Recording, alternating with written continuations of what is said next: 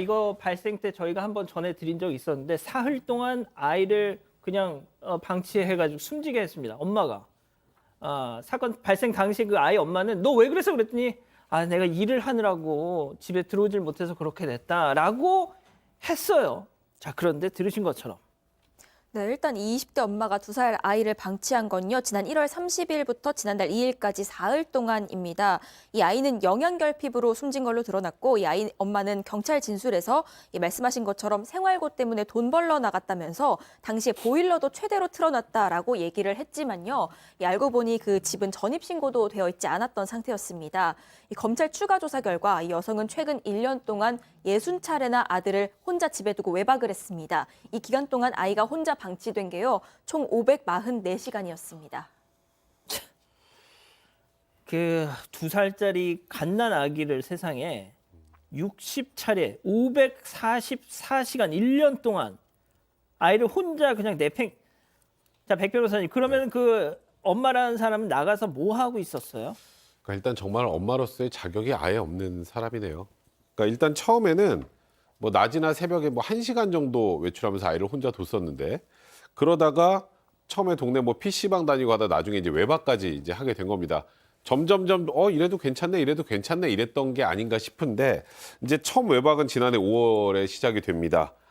그리고 그 이후에 점점점 대범해지면서 지난해 11월에는 본인이 남자친구가 생겨요. 남자친구가 생기면서 아이를 홀로 두고 속초 여행을 갑니다. 그리고 18시간 정도 방치한 뒤에 귀가를 했고요. 그리고 닷새 지나서 또 27시간 정도 아이를 또 방치를 했고 지난해 12월 크리스마스에도 또 역시 그 부모 가족과 함께 아이와 함께 있어야 될 그 크리스마스에도 17시간이나 아이를 혼자 방치를 했습니다. 또 새해 첫날에도 남자친구하고 서울 보신각에서 시간을 보내느라 이 아이는 혼자 2살 아이는 혼자 집에 있어야만 했었습니다. 이게 민주당 이탄희 의원실에서 공소장을 구해서 이게 보도가 된 건데요. 제가 그 공소장을 얻어서 그 외출 기록을 쭉 봤는데 그 방금 말씀드리면 1년 동안 60차례 중에 거의 20차례를 모텔을 갔습니다. 그 남자친구랑. 이게 지금 제정신입니까? 그것도 들으신 것처럼 성탄절 또 이 제야의 종소리 듣고 나서 또 자, 그럼 여기서 두 번째 사건 체크포인트 짚어보죠. 자, 돈 벌러 나갔다더니입니다. 그게 아니잖아요, 지금. 네, 아니었고요. 남자친구 만나러 간 거였습니다. 지난 1월 30일 오후에 또 아들만 둔 채로 남자친구 만나러 집을 나갔고요. 사흘 뒤인 2월 2일 새벽에야 귀가를 했습니다. 이 당시에 아이 옆에 김에 싼 밥 한 공기만 놔두고 나갔습니다. 하지만 아이는 혼자서 음식을 제대로 챙겨 먹을 수 없는 생후 20개월이었습니다. 결국 이 아이는 탈수와 영양결핍 증세로 숨지게 됐습니다. 자, 소장님. 네. 그러니까 저는 저번에도 이거 처음에 벌어졌을 때 발생했을 때 저희가 전해드리면서도 제가 소장님하고 그 얘기를 했던 거 기억이 나요. 저는 이제 고양이 키우는데 고양이 이렇게 놔두고 어디 가서 뭐 출장 가서 잠 한숨 자고 오는 것도 되게 불안하거든요. 네. 지 배 아파서 나는 애를 갖다가 이렇게 했어요, 세상에. 네. 마음이 너무 아프고 사실 20개월쯤 되는 아이한테 굉장히 중요한 건 상호작용이에요. 누군가가 내 옆에 있다. 이제 상호작용이 중요하기 때문에 굉장히 엄마를 기다렸을 거예요. 그리고 이때쯤 되면 기쁨, 슬픔, 외로움, 분노 이런 거 다 느끼거든요. 그러니까 그냥 아무것도 모르는 또 아기가 아닌 거예요. 이 아이가 하루 이상을 혼자서 깜깜한 밤에 있고 먹을 것도 없이 물도 없이 이렇게 있을 때 얼마나 엄마가 오기만을 기다렸을까. 그리고 20개월 아이를 이렇게 자주 하루 이상 혼자 두고 물도 안 주고 그냥 나갔다는 건 죽을 수도 있다는 걸 넘어서서 저는 죽어도 상관없다라는 생각을 했을 때 할 수 있는 행동이라고 봅니다. 순희 의원님도 방금 소장님 말씀처럼 죽어도 어쩔 수 없지 뭐라고 한 거에 동의하시죠? 죄명 자체가 아동학대 살인이니까요. 시청자 여러분 다 아시겠지만 저런 상황에서 아이가 과연 건강하게 자라날 수 있겠습니까? 우리가 미필적 고의한 살인이라고 하는 것은 아이가 죽을 수 있다는 점을 인식하고 그래도 괜찮다라고 생각하는 순간 미필적 고의가 있는 것이고 우리 앵커가 말했다시피 정말 부적절하고 부당한 시간에 외출을 해가 있었고 그 아이 옆에는 진짜 밥 한 공기에 김밥을 싸있는 그 정도밖에 없었다면 저는 개인적으로 아동학대 살인죄로 가는 거 맞다라는 말씀 드리겠습니다. 자, 그런데 이제 남편은 뭐 했냐? 남편은 뭐 했냐라는 또 그러니까 이 아이의 아빠는 뭘 했냐라는 또 질문이 나올 수밖에 없겠는데 지난해 1월 부부싸움을 하고 집을 나갔답니다. 자, 승현님. 네네.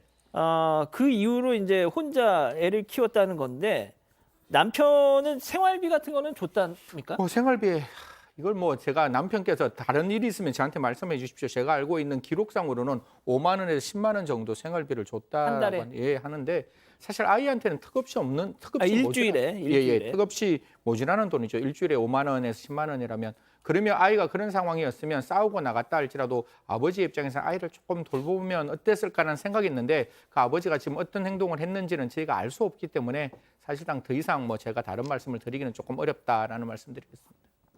전 이 아이 아버지가 일주일에 5에서 10만 원가량 지원해준 이 돈으로 과연 아이 밥은 사줬을까? 이걸 또 유흥비로 쓰지 않았을까? 저는 그런 생각도 해보는데